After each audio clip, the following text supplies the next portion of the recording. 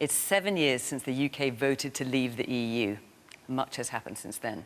4 prime ministers, a pandemic, a war in Europe, a cost of living crisis with interest rates going up again just today. Tonight, to discuss post-Brexit Britain, we have a special audience of Leave voters. We are in Clacton-on-Sea in Essex. 73% of people here voted to leave. That's the second highest in the country. But what do they think of it all now? Welcome to Question Time.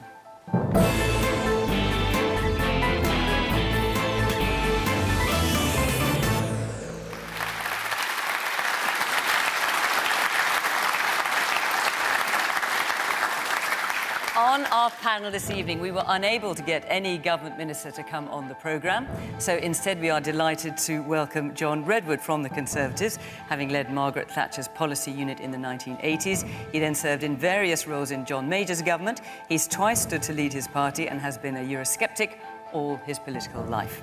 From Labour, Jenny Chapman was a minister in Labour leader Keir Starmer's shadow Brexit team, was then a key advisor in his leadership campaign, is now a live peer and sits in the shadow cabinet. Despite Keir Starmer's previous strong support for Remain, the party position is now that Britain's future is outside the EU. Ben Habib moved here from Pakistan as a teenager. He worked in finance and then founded his own property company. In 2019, he was elected to the European Parliament for the Brexit Party until the UK left the EU. He's now a member of Reform UK and believes a proper Brexit hasn't really happened yet. Alastair Campbell spent many years as advisor to the Labour leader and then Prime Minister Tony Blair. As well as being a passionate Remainer, he's a strategist, podcaster, mental health campaigner and writer of many books, the latest about how to get involved in politics.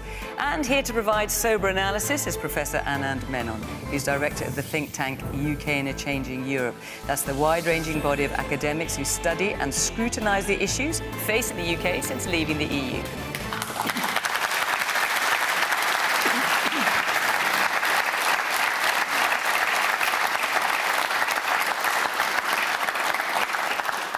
Good evening from Clacton-on-Sea in Essex. Welcome to our panel, welcome to our audience, of course, welcome to you at home, and as always, we're on social media. Now, I wanted to start, first of all, by telling you a little bit about all of you, about our audience here this evening. And as I said earlier, all of you voted to leave the EU back in 2016. Now, clearly, some views have evolved since then. And so to reflect that, and in consultation with the BBC's polling expert, Professor Sir John Curtis, nearly 70% of you still believe that Brexit was the right thing to do, though you have a variety of views on how Brexit is working so far. About 20% of you would vote differently if asked now, and about 10% of you are unsure. So in terms of political representation, it's the usual Question Time audience, so it's a broad reflection of the electoral map in England, so obviously you have Conservative voters, Labour voters and other parties as well. All right, got that? Right, let's take our first question from Jane Field. Good evening. How much is the cost of living crisis down to Brexit? John, kick us off. Well, it's not at all. The cost of living crisis is something which has hit the United States of America, the United Kingdom and the European Union countries. Some of the other European countries have considerably higher inflation than us, well into double figures. Others now have inflation a bit below ours. I think our price control system on energy has held up the fall in inflation, which should be coming quite soon. And I think it was a dreadful mistake by the 3 major central banks of the West. I think the Federal Reserve Board, the Bank of England and the European Central Bank all made the same mistake. They printed too much money, they bought up too many bonds, they depressed interest rates too far for too long, they created a money and credit explosion. And that filtered up. They now tell us it was about the war in Ukraine, which undoubtedly hit energy and edible oil prices for a bit.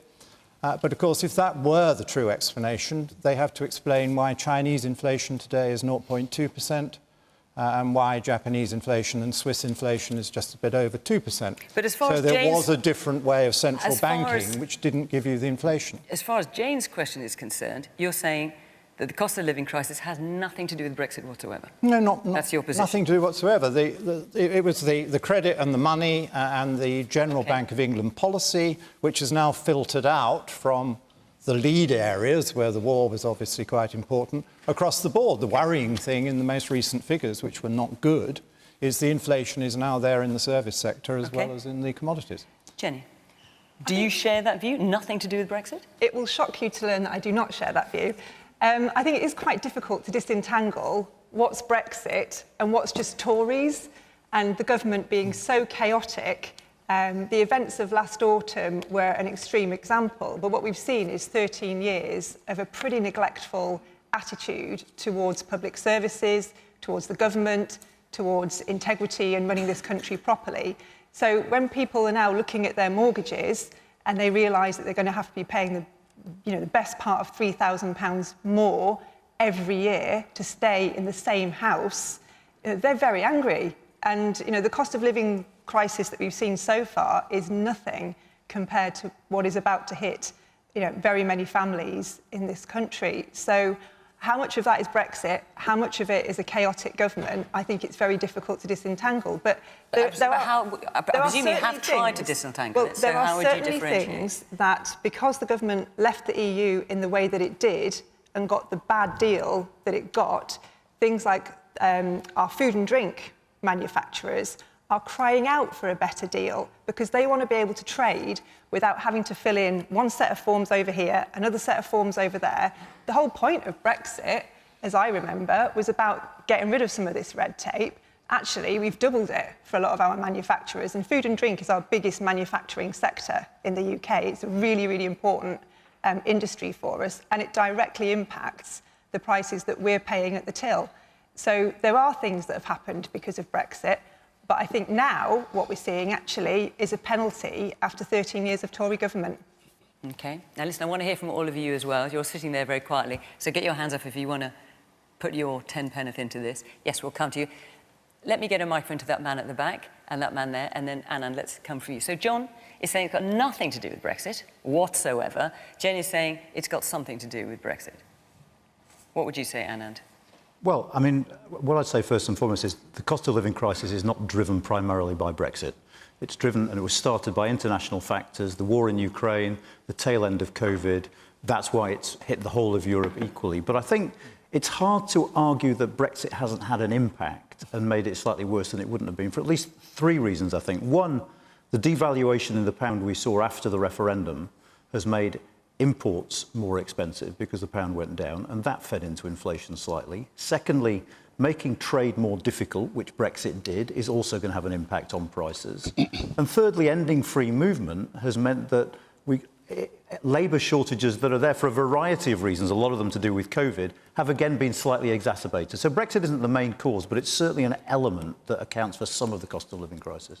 OK, well, let's hear from some people in the audience. The man there in the white shirt with the sunglasses. Yeah.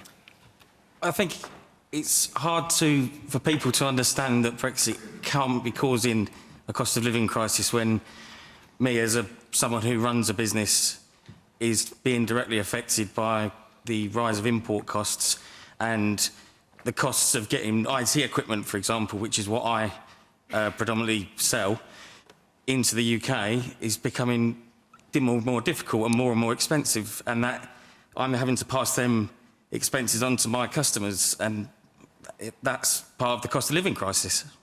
And is that something that you expected to happen? We didn't forecast it as bad as it has been. When COVID hit, everything went down in price and things were picking up really well for us, and now we've come out of that. The import fees have gone up again, and it's really difficult to get past the red tape that's in place when we've got all of our stock sitting in the Netherlands and sitting in Belgium, and lead times are higher and everything's just generally more expensive. And we, as a small business, can't compete with the big players, such as, the high street shops that can sell them for a much better wholesaler price because they've got agreements in place from previous relationships. OK. The man there in the blue shirt. In 2016, we were told we were going to be 350 million better off on the side of a big red bus. We're now asking people who still believe in Brexit to say, prove it hasn't got any worse. I don't see any benefit from it all. So the way you're phrasing that question, I'm assuming that you would vote differently now. Very much so. And just tell me why that is. I don't see any benefit when I look back at the government that we had then, and I look at David Cameron and who was involved then, and now I look at the government that we've got now, I look at, you know, Boris Johnson, Nadine Dorries, Jacob Rees-Mogg, that type of government, I've got no faith in them. OK. Alastair? I think that the point you're making there, and the point that the gentleman there has made as well, you were lied to, I'm afraid. You were lied to. You were told that it would be pain-free. You were told that it would all be upsides, no downsides. You would be told that getting a deal would be easy, that it would be straightforward to leave. You were told that we'd get the money on the health service. And lots of the things that you were told would happen, such as a trade deal with the United States, have not happened. And lots of the things that you were told wouldn't happen have happened. Anand mentioned the loss of 10% in the value of the pound. We've not recovered from that. You were told there'd be more investment.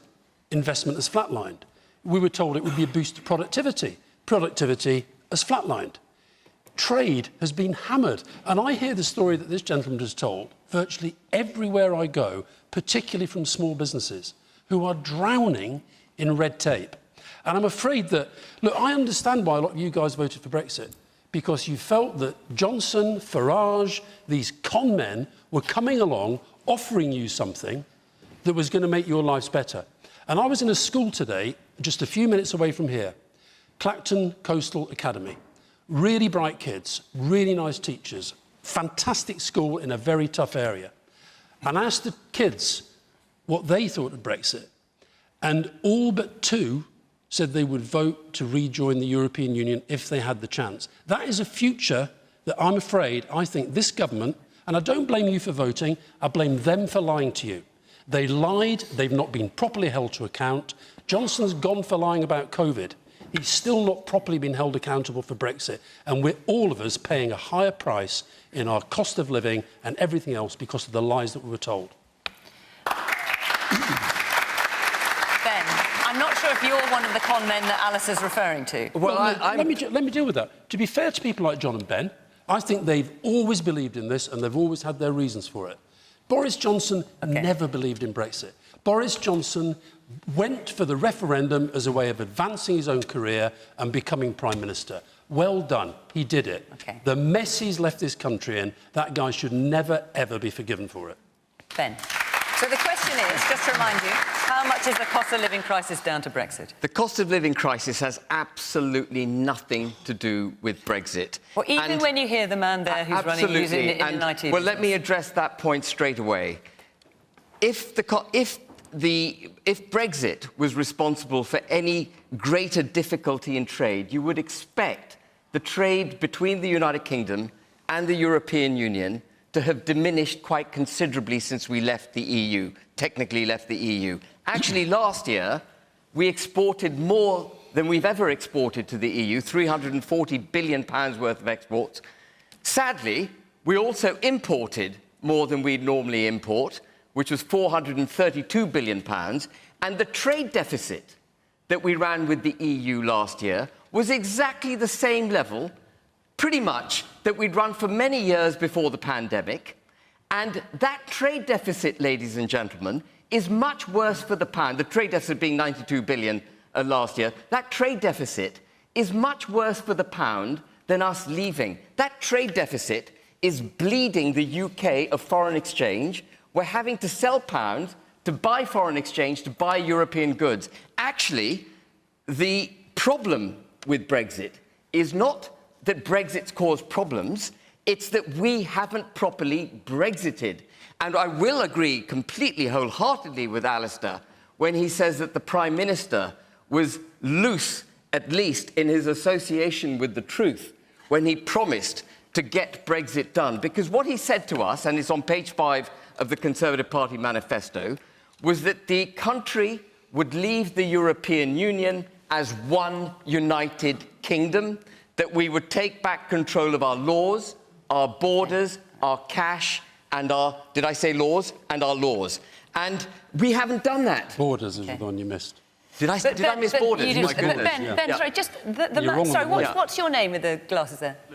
Lewis. Just answer Lewis's point. Lewis is saying it's made his business more difficult. You're saying, no, it hasn't. I mean, the evidence... I mean, that's the reality for him. No, it isn't. I mean, the evidence... He's just said it. The evidence is there numerically with the benefit of hindsight. You can choose... Someone can fact-check me. OK, so speak directly to Lewis then. No, so if you look up the government website, it will tell you that last year we exported more than we exported before the pandemic to the EU, 340 billion. We imported 432 billion, and roughly the trade deficit was what it has been for years. All right, let's let Lewis answer that.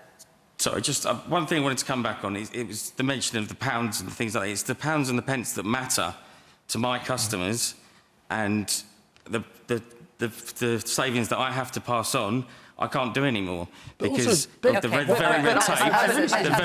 I haven't addressed the actual question, so... Well, I just want you to address Lewis, because Lewis is saying it's made his business more difficult. You're saying, no, it hasn't made business more difficult. Lewis, it may have made your business more difficult. It may have done. And, of course, there'll be anecdotal evidence of that in a lot of businesses. Okay. But clearly, overall, it hasn't had that impact. Can I just check that? So, Anna, can we just... Because when I looked into level of exports and imports from you, different people take different views about whether it's gone up, it's gone down. What are the facts in this? I mean, there are government figures on it. I mean, there are several things to say. Firstly, yes, trade hasn't performed as badly as I think some people thought pre-Brexit it would. But the crucial thing is, if our trade hadn't been as affected by Brexit, we would see our trade performing like that of our nearest comparators. And what has happened post-COVID is there is a gap between our trading performance and theirs because theirs has gone up significantly more. And it's very hard when thinking about that to think that's anything other than... No, but Anand... OK, I'm going to let other people come Just on Ben's other point, it seems curious when you're talking about we didn't leave properly. I mean, Lewis there is saying there is red tape. By leaving properly, as you say, you're adding tariffs onto that red tape. You're making his life harder and more expensive. OK, well, let's... I'm just going to hear a bit from Ben, forgive me. I'm going to hear a bit more from the audience. Well, you spoke at some length, so forgive me. The woman here in the blue. Sorry, it just makes my blood boil when I keep hearing that same thing about the fact that we were lied to. You know, that's just not the case. We didn't believe that. I certainly never believed that. I wanted out to be sovereign, to not be encumbered by the EU.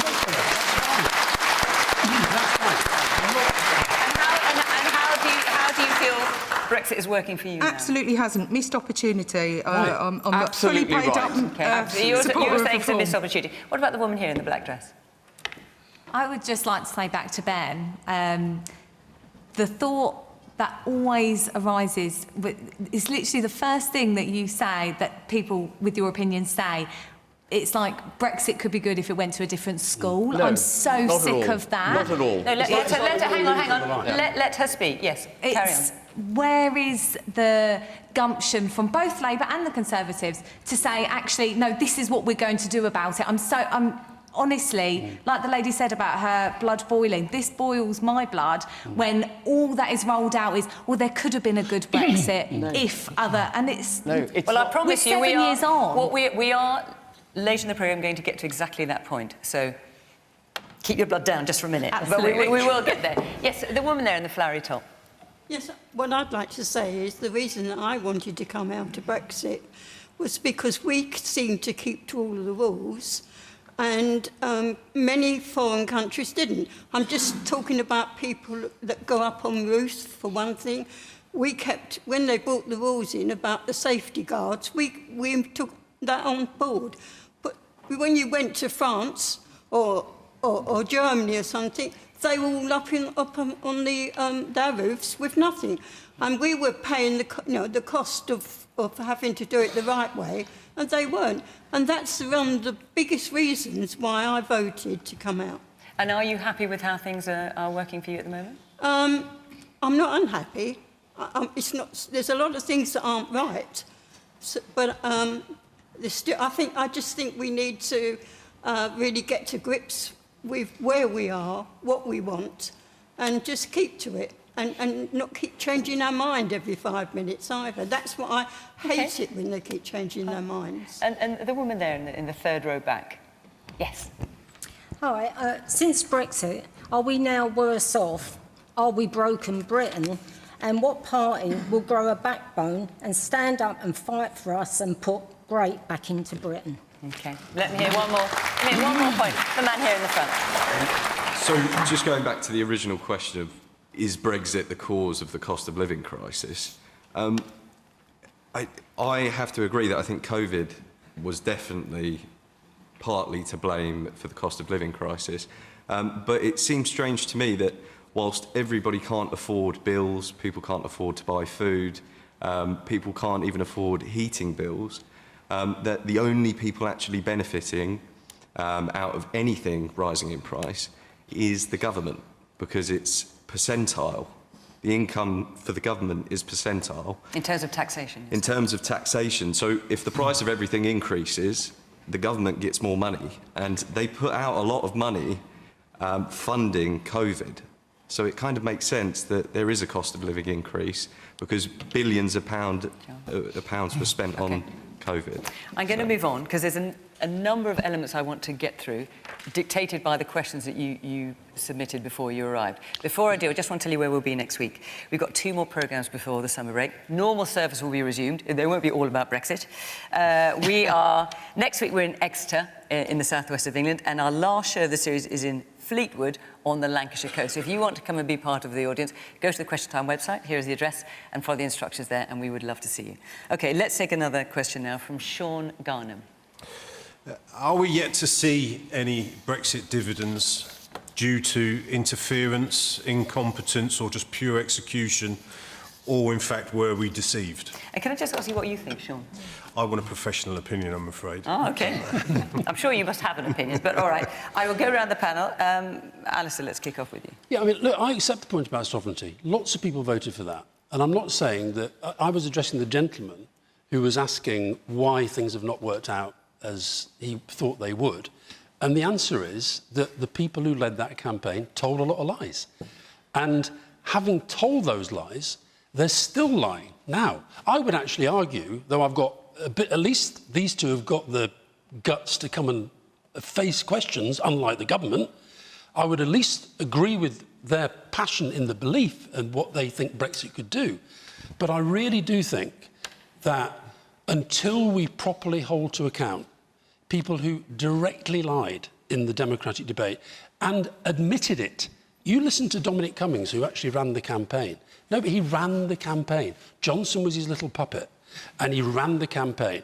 And I think that whether it was them telling you that Turks were coming in, which was a lie, whether it was the 350 million on the bus, whether it was the trade deals that they were going to do, they knew when they said that they weren't. They wanted to get out on whatever basis and then deliver a Brexit that none of them could define. None of them had a plan for what Brexit actually meant. I can easily define Brexit. It's easy as pie. Well, do you want to answer the question, though, Ben? And maybe you could do it when you're answering the question. But the question is, are we yet to see any Brexit dividends due to interference, incompetence and pure execution? Or were we deceived? Well, we absolutely haven't seen the Brexit dividends we should have seen.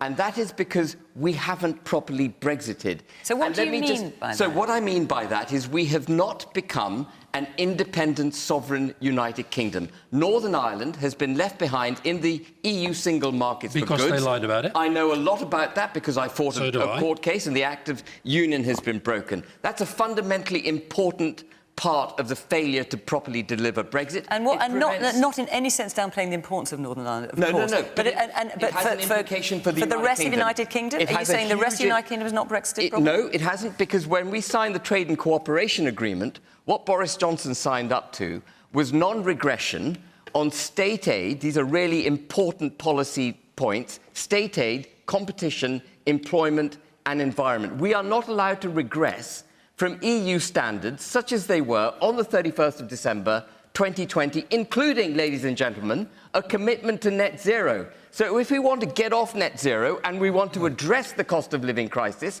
by using our natural resources that we have in abundance in the North Sea, we can't do it because of the Trade and Cooperation Agreement. And if Lord Frost disputes that, which he has done in public, I ask you to go to pages 201 and 202 of the Trade and Cooperation Agreement, where it's all laid bare. Okay. We are hitched at the hip to the EU, and that's why we haven't got the dividends. Okay. Because we can't deregulate, we can't cut taxes, we can't put more money in your pockets. That's the problem. OK, let me bring in lots of hands from the audience.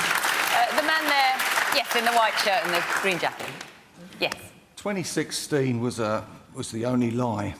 There was no intention or expectation from David Cameron that we were actually going to leave the EU. There was a huge campaign, far bigger than the Leave campaign, government, leaflets, etc., media, celebrities. So there was no expectation we were going to leave. And the result came in, we're leaving. Then we had 3 years of frustration from people like Mr Campbell, most of the MPs on both sides, trying to frustrate, legal term, frustrate the process. So we had another election 3 years later in 2019, a massive vote. This is about disconnect from political parties and voters. Okay. We had a massive win. After that, no chance. COVID, and then we have Ukraine. We haven't started Brexit yet. Okay. When's it going to start?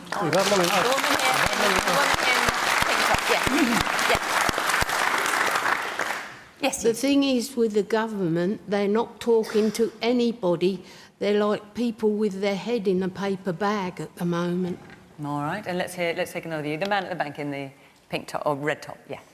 I need to say to Mr Campbell that I have, throughout my sweet life, been lied to by the elite politicians that we have elected for whatever reason. Right, so a plague on all their houses, you're saying.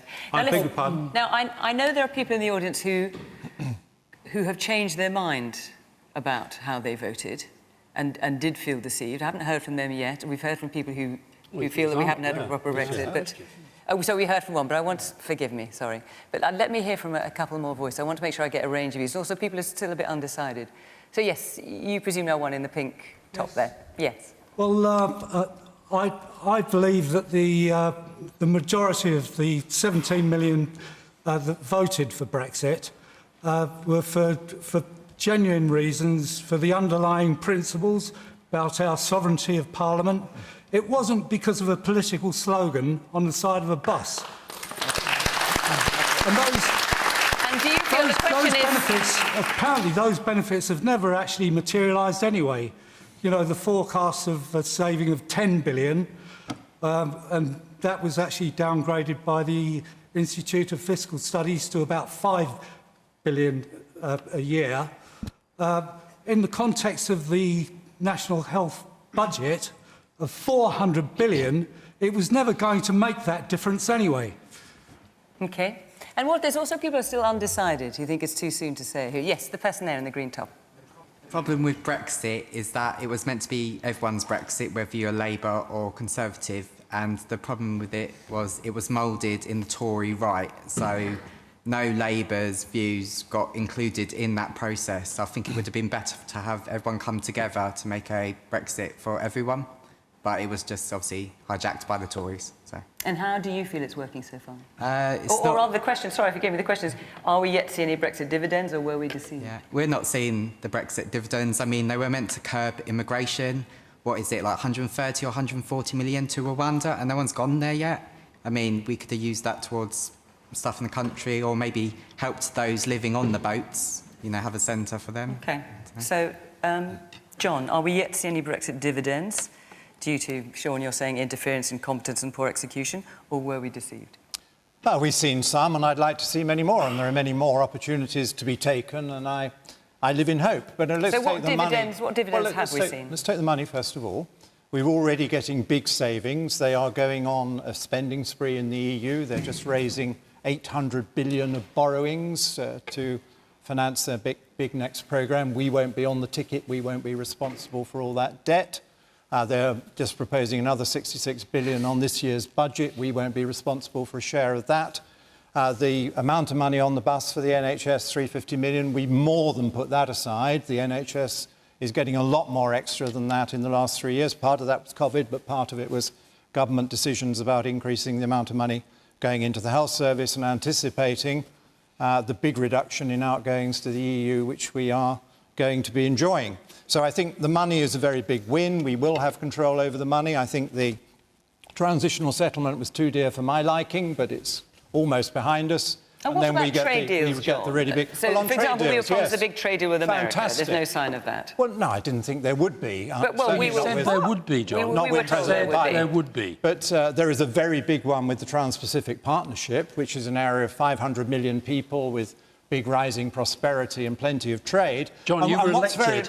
In 2019, you were elected on a manifesto that said there would be a quick trade deal with the United States of America. So where is it? Well, I didn't say that. The manifesto. That was your manifesto. So don't feel about that. It is. But no, look, don't crowd out any attempt to explain to people that quite a lot of things are going right with Brexit. The only benefits you've given us are things that we haven't had to do. The TPP is very important, and it's an example of the kind of trade deal we can do. Now we're independent because it has a very important chapter on services.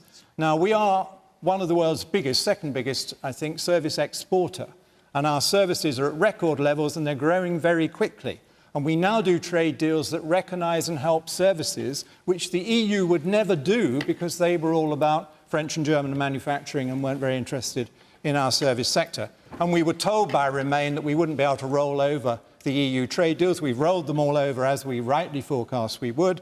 And we're now working a way to improve them all. I think it's wonderful that we're getting good relationships again with Australia, New Zealand, Canada, Jamaica, other countries that we're very close to in the past, because we cut them off when we joined the EEC. We were very cruel to them, but they've been nice to us. When we decided to liberate ourselves, they said, well, you're welcome back, and yes, we'd like a good trade deal with you, we'd like cultural exchanges with you. It is fantastic to have that family feeling. Let me bring the rest of the panel. Jenny.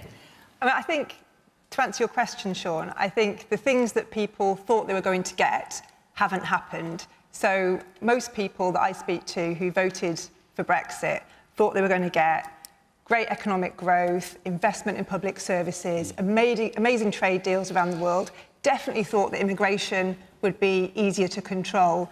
None of that has happened.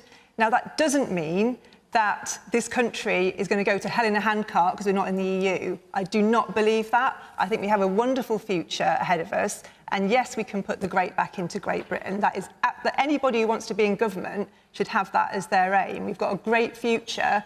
But what you cannot have is this kind of mess of a government who are more concerned about peerages for their mates and partying during lockdown and then lying about it. They're spending far, far more time on those things than they are on fixing the deal, getting us in the Horizon programme, sorting out some of the problems that they've caused in our relationships with our nearest neighbours, because whatever you think about Brexit, you've got to get on with your neighbours, right? Because you want to have a good trade arrangements with them. And if you have good trading relationships with your nearest neighbours, you stand a lot better chance, and if you stick by the deals you made as well, by the way, and don't go back on them in a matter of months, stick by your deals, you've got a much, much better chance of getting those good trade deals with people like the Americans in the future. So, Anand, are we yet to see any Brexit dividends, or were we deceived? And what about John's point about services being at record levels? Well, let me deal with services. Our trade in services has held up really, really well. And I think, paradoxically, one of the reasons for that is COVID. And by that I mean, it's quite hard to go and sell services in the European Union now, but one of the things COVID made us very good at is doing things virtually. And I think what you find is a lot of people, like in my profession, academia, if it's a bit of a hassle to get yourself a visa to go to Belgium, you do the lecture online. So a lot of services traders managed to find ways around the frictions that Brexit has induced. So I think it's true. Services trade has held up. But in terms of record level? It's fine. Yeah, it's high. I mean, I think held up. if you control for the impact of inflation, I don't think it's at record levels, but it has held up pretty well. And just on benefit... And it doesn't have a deal with the EU. We do not have a deal with the EU on services. Ben, let's let Anand answer. We don't have a comprehensive deal, but it does cover parts of services. No, it doesn't. No, the services are outside the trade and cooperation agreement. Okay, let's leave that and move on to the benefits. On benefits, I'd say three things. Firstly, immigration. The government now controls legal immigration into this country. That is to say, yes, we had a record number last year, 600,000 coming in, but they all came in as a direct result of government policy. We have scrapped freedom of movement, so people don't have the right to come here as of right. Now, we can quibble about the numbers, but on that fundamental point of sovereignty, we have sovereignty over our immigration policy. Secondly, our laws. There's quite a lot we could do when it comes to our laws. Take one of, I mean, you would hope as an independent country we could come up with an agricultural policy that's better than the common agricultural policy of the EU, okay? But actually here, the government hasn't acted particularly fast. We've got a new regime almost in place but not quite. Farmers are facing uncertainty about subsidies. Here I think it's government failure. And as the gentleman at the back said, understandable to an extent because we've been through a lot since 2016. We had 3 years arguing about Brexit, then we had COVID. Things are going to take time. The final thing about Brexit benefits, I'd say, and this is the thing that annoys me most, I think, is one of the things for me about the referendum was it was a call to do things differently. It was a call from parts of the country that don't normally get listened to and were frustrated to say, hang on a sec, we need to do things differently. And we had slogans on the back of it, like levelling up. There, I think government has let places like Clacton down. We have seen no improvement whatsoever, despite the fact that we had that very clear clarion call in 2016. Things have got to change, and that, for me, is the single greatest failure of this period today. OK. I'm going to take another question on a subject that you mentioned, on immigration. Derek Gutteridge, where are you? Ah, yes. Yes, good evening, panel. We now see more people entering the UK than we ever did when we were actually members of the EU. Why has the Tory party mismanaged our borders? So, Derek, given the way you phrased your question, can I ask, was it your assumption or your understanding that by voting leave, immigration numbers would come down? When I voted to leave, one of the reasons I voted to leave was to manage our own borders and stop people coming into this country as and when they felt like it. I've seen people entering this country and going straight down to the benefits office. That's what I have seen in the course of my employment. Jenny?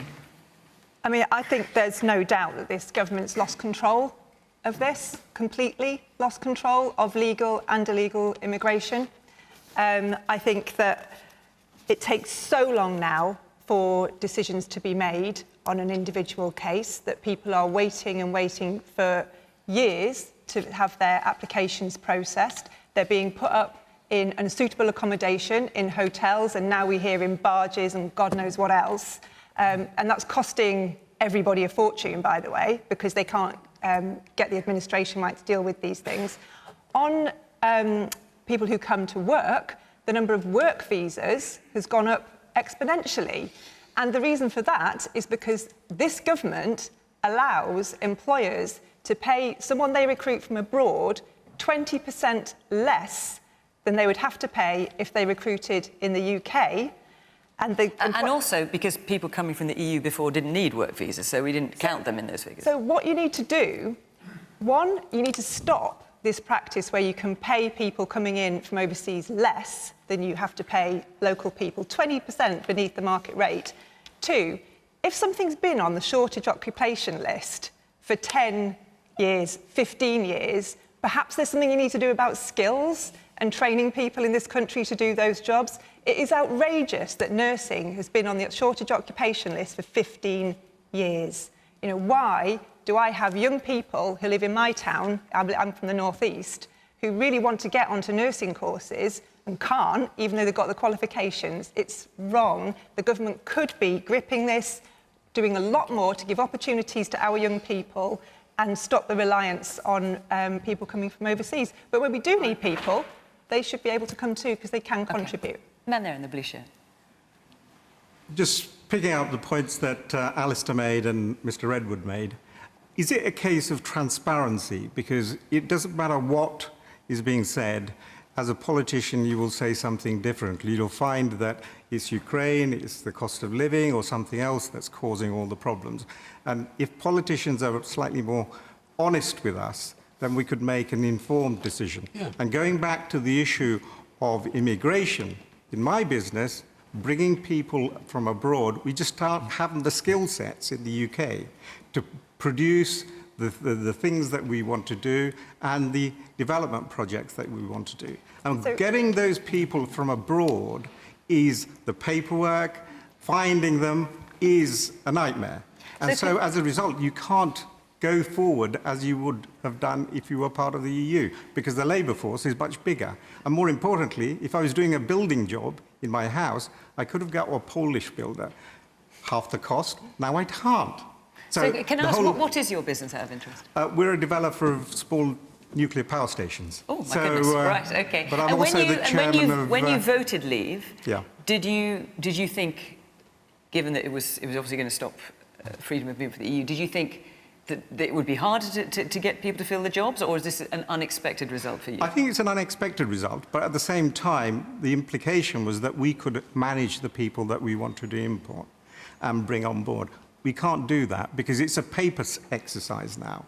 And if we can't get that streamlined, it goes back to the issue of supply chain from the EU. The paperwork is what's causing the problem. Yeah. Okay. And as my role in the Institute of Directors, it's exactly that's being vocalised through our members. It's exactly that. It's the paperwork and the blockages. And the woman at the very, very back there. Regarding immigration, I think it's out of control. And there is no transparency, there is no accountability. I mean, I agree with that gentleman, what he said earlier on the white shirt. That, yes, the man asking the question, yes. I think he's right, because I think it's just completely crushed. Right. And did you think that immigration would be lower when you cast your vote back in 2016? Yes, I did think one of the deals was take back control. Control, there is no control. Okay. I don't even know who's in control. Ben? Well, I wholeheartedly agree. You know, at the heart of being an independent sovereign nation is having control of your borders. If you don't have control of your borders, you can't claim to be sovereign. But when it comes to legal migration, the government does. Yeah, so to the economic point, on legal migration, it's a fundamental failure of governance that your government before the current Conservative government and the Conservative government in office at the moment have failed to have a coherent policy on skilling up, automating, increasing productivity of domestic British citizens. And they've relied on immigration as the easy fix to the absence of an integrated policy in the United Kingdom. So, for example, at the moment, we've got 1.5 million job vacancies. We've got unemployment at an all-time low, and unemployment only measures those people who are actually looking for a job. But we've got record numbers of people on universal credit. We could address all the demands of the employment market if the 5.9 million people, and that was 3 million before lockdowns, 5.9 million people were properly brought back into the workforce. So the reason we've got rampant, unchecked, legal migration is because the government hasn't got joined up thinking on how to skill up our own native But Ben, population. just 2 points. Obviously, people can work on universal credit, and a lot of people do work on universal credit. They do. And then just, the National Farmers Union has talked at some length about fruit rotting on the trees and vegetables rotting in the ground. There was a Pick for Britain campaign in 2020, you may be familiar with it. It was scrapped just a year later because only about 8% of the 70,000 jobs on offer were taken up by British people. Yeah. So if people don't want to do them, how are you going to convince them to do Well, it comes back to how you get people back into the workforce. And one of my But that was an effort to do it, didn't work. Well, one of my biggest criticisms of this government, which is a point I've made on this programme, I think, a year ago, was that it no longer pays to work in the United Kingdom if you're a low-skilled worker.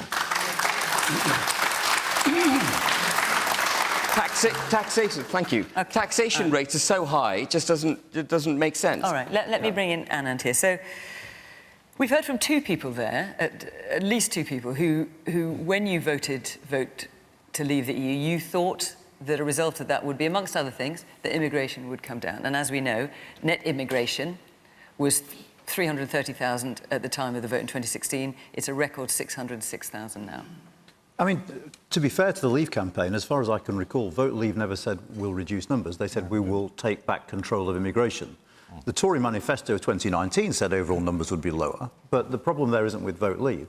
The issue is... Well, except at least two people had the perception that that's what was going to happen. But into the official Leave campaign... Michael Gove said they'd reduce them to tens of thousands. That's what Michael Gove said. And David Cameron said that too, actually. Yeah. I'm not sure he said that during the campaign, but moving aside from that, why are the numbers so high? There's several reasons. Firstly, there is one-off stuff. A lot of the immigration numbers at the moment are people coming from Ukraine that we're taking generously in because of the war. A large number of people coming in are people from Hong Kong, who again we gave a separate scheme to because of the clampdown by the Chinese. A lot of the people coming in are students, and whatever you think of students, they leave.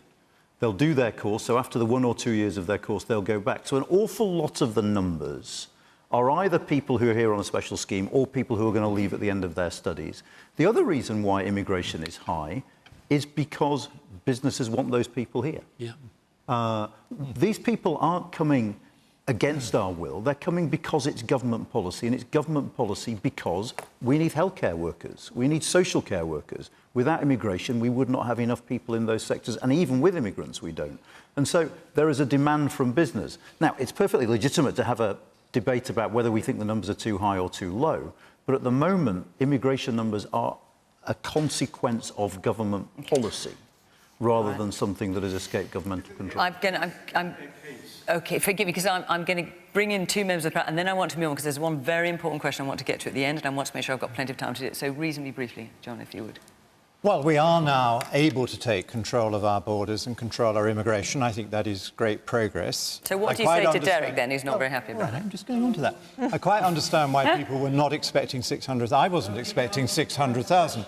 There are the special factors we just heard about, but I think we now need to use the powers we've got to say that there will be fewer people in future. One of the ironies is that the Remain campaign said that unemployment would surge and that we would become very unattractive to people from overseas. Instead, the reverse happened.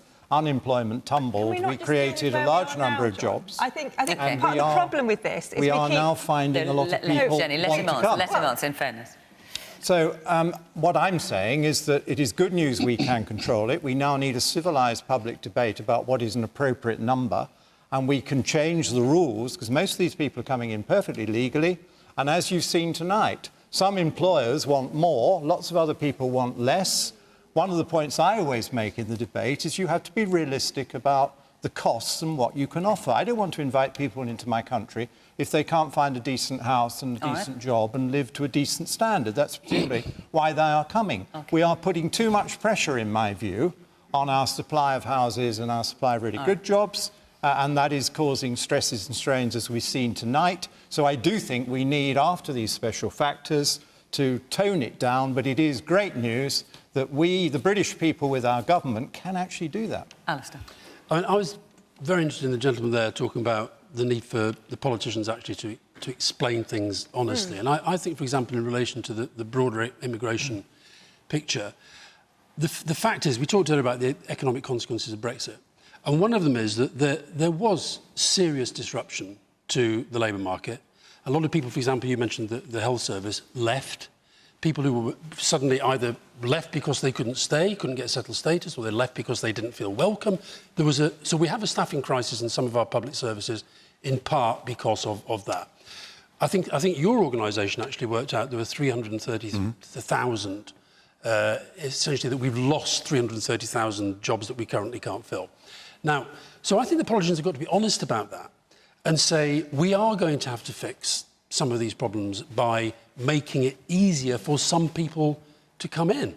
And instead of what they want to do, they want you all to think that the immigration problem is all about people fleeing war and persecution on the small boats. The real problem we've got to address for the future of our economy is how we fix the supply chain issues that the gentleman there was talking about, and also the labour market churn that we've had. That is going to require some immigration, and I think the government and the opposition should be honest about that. Okay, all right. I want to take this, will you forgive me, I want to take this, I know you want to come in again, but I want to take one last question, because a lot of you asked about this, and in fact, you mentioned it earlier on, right at the beginning of the programme, so let's come to it. Josh Larwood. Hello. With an election looming, what should the two main parties have as their Brexit strategy? Right, so let's look forward. Thank you. Go on then. OK, I mean, I think looking forward, as Fiona just said, is sometimes what we're failing to do when we talk about Brexit.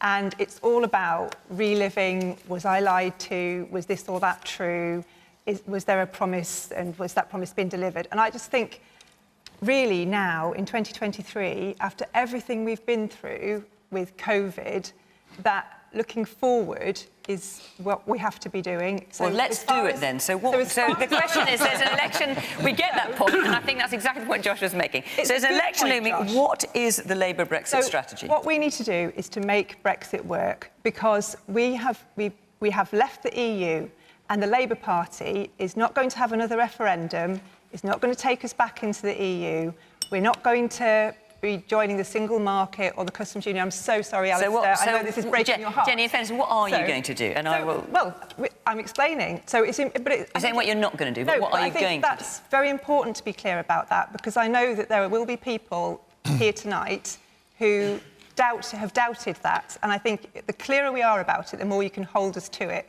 should we win the next election. So what would you say, for example, to Lewis over there, who's having problems with his business? When we say make Brexit work, we have got to fix the holes in this deal. So that is things like the veterinary agreement, it's things like Horizon, it's things like professional qualifications, it's getting rid of the red tape that Lewis was talking about earlier, because this is the reality now. We are outside the EU, we've got to make it work, we can make it work. We can. And how confident are you that the EU will play ball with that?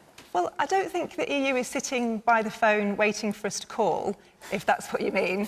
But there's no reason why the EU wouldn't want to discuss with us, to talk about things where we think there are problems with the deal that we could fix for mutual benefit. I think this idea that if the EU is doing well, we must be doing badly, or for us to do well, the EU must be cross with us. I think we've got to get past all that and realise that the reality is that we can all do well. And if they're doing well, that's good for us. If we're doing well, that's good for them. OK. Now, John, as you know, we don't have a government minister on the programme.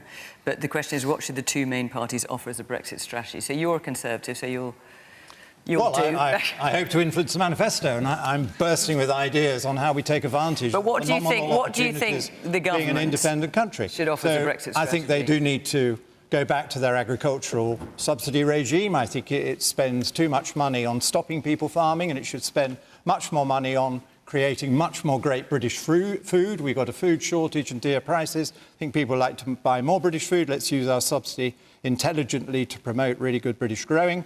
I think we need to make sure we do get more of our own fish and land them here and in British boats, because our fishing industry was badly shrunk during its time in the common fishing policy. I want VAT off a lot more things, with domestic energy an obvious one, because energy is too dear. We weren't allowed to do that. I want the VAT threshold on small business raised from 85,000 to $250,000. We weren't allowed to do that. There are a lot of small businesses that literally close down when they get to 85,000. We need to expand their capacity. I want to see us take advantage of the taking back control of our borders to have an immigration policy that meets more people's wishes, because as we've seen tonight, the current one isn't quite hitting the right spots. I want us to promote all those trade deals with a big service element in them so that we can make progress. I want to see the labour market fixed in a way that I think Alastair would approve. And I do think the government is working very strongly on that now. OK, well, let's hear what our audience thinks. To get more people in Britain working in those jobs. The woman in green there. Thank you, Mr Redwood, for your point of view. I think it's really interesting that we're talking about taking Britain forward, possibly parallel to or in opposition to the EU.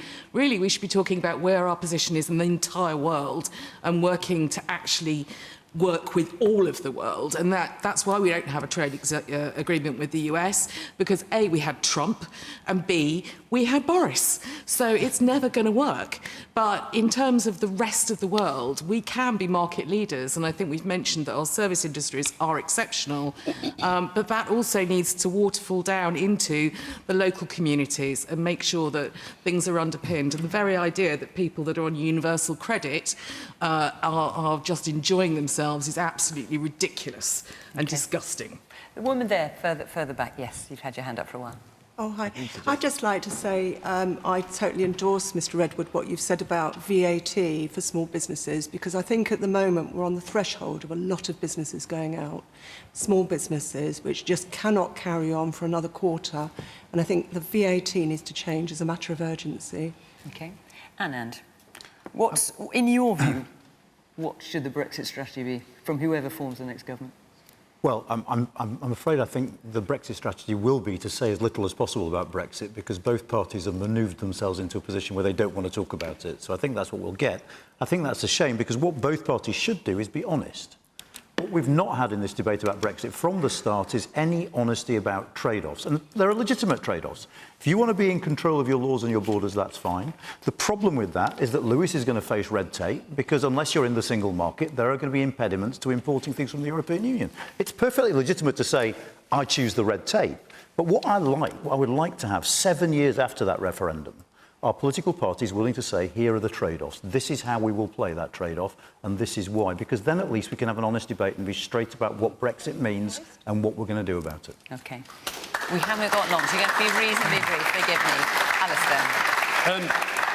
Look, first of all, I think John did a very good job there of saying what John Redwood has always believed would work for a British economy, and he's done it consistently his entire career. I do think it's worth pointing out that at a time of this anniversary, 7 years on, at a time of a cost of living crisis, not to have somebody from the government here is utterly scandalous and is a shame. And I think it's an insult to you. And I'm not going to speak about we know what the Conservative strategy is, even if they don't. But I do think for Labour, I desperately want Labour to win. They kicked me out of the party for being a bit too extreme on Brexit in their view. But the only thing I'd say is there's a famous ice hockey player called Wayne Gretzky. And he said that what made him a great player was that he always skated to where the puck is going and not where it was. And I just feel, we're here in Clacton, 20% of you have changed your mind, 10% of you are thinking about it, and those children I saw this afternoon, they all want to keep the option open that one day we will regain our future in the European Union. I understand why Labour don't want to do it now, and I'm not going to criticise them for doing that. But I think that there is a real danger, if we're not careful, we are going to reduce this country for the long term, not just to the second tier of international relations that this lady was talking about, but to the third and the fourth tier. I honestly believe this is one of the biggest acts of self-harm that we as a country have ever inflicted upon ourselves. I don't think Labour should be going to that place, but I do believe that what one generation did, the next generation has the right to undo, and those children today made me think they should go for it. Ben. Well, first and foremost, I think the country has to leave the EU as one United Kingdom. So the first thing that needs to be done... So how would you do that, then? So the first thing that needs to be done is that the Windsor Framework, which is just another form of the Northern Ireland Protocol, needs to be ditched. Outrageous. And we need to bring 1.8 million British citizens back into the United Kingdom, first and foremost. And actually, that would sort out very much everything that's required to be sorted. Absolute rubbish. The border is a recognised border between Northern Ireland and the Republic of Ireland. It's recognised in the Good Friday Agreement. Yeah. The trade that goes across... messed up. No, you lot messed up. Oh, I'm sorry. Trade Anyway, that goes let's not get into that now, but yes. Our lot delivered the Good Hang on, Friday. Alastair. The best way, we've got 30 seconds left, so I better let Ben get something clear on worded. the border. Leo Varadkar, Simon Coveney weaponised the border. They threatened violence. If we didn't put a border down the Irish Sea, and what we've got now is a border right down the middle of the United Kingdom. That is an abomination to me, and it should be to any Your Brexit created. No, which your narrative created. All right. And we have to terminate that border as the first starting point. I'm afraid that's going to have to be your ending point as well, Ben, I'm afraid, because we've run out of time. More to say. So how was that for you? Interesting? Glad you came? All right, OK. Well, I hope you feel the same at home. That is it for this week. Normal service is resumed. Oh, I can see. Oh, you're saying. Normal service is resumed next week. We'll be covering all kinds of topics. Remember, we're available as a podcast on Sounds as well. But for this week, from Clacton, bye-bye.